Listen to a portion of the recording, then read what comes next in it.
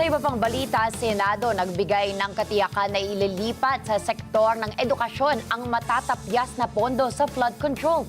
Si Mean Corvera sa detalye ng balita. Mean?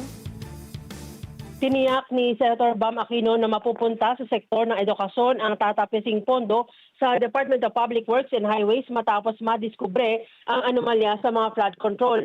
Sa harap yan ang nakatakdang deliberasyon ng Senado sa panukalang pambansang budget para sa 2026 sa pagbabalik ng sesyon sa susunod na linggo. Ayon sa Senador na Vice Chairman ng Senate Committee on Education, ilalaban ng Senado na mailipat sa sektor ng edukasyon ang pondo na para sana sa flood control sa 2026 budget. Yan ay para mapondohan naman ang Republic Act 10931 o ang Universal Access to Qualified Tertiary Education at mas marami pa ang makinabang sa libreng tuition fee sa kolehiyo at maraming mga kabataan ang makapag-aral. Sinabi ni Aquino na isa sa mga nasulong ng batas sa ngayon naabot pa lamang sa tinatayang 3.5 milyong estudyante ang nakikinabang sa free tuition fee sa mga state colleges at universities. Narito ang bahagi ng pahayag ni Senator Bam Aquino.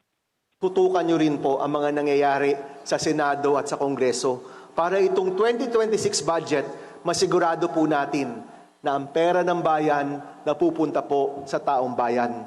Ang pera ng bayan napupunta sa edukasyon, sa kalusugan, sa serbisyo, sa taong bayan, sa tama, hindi po nabubulsa.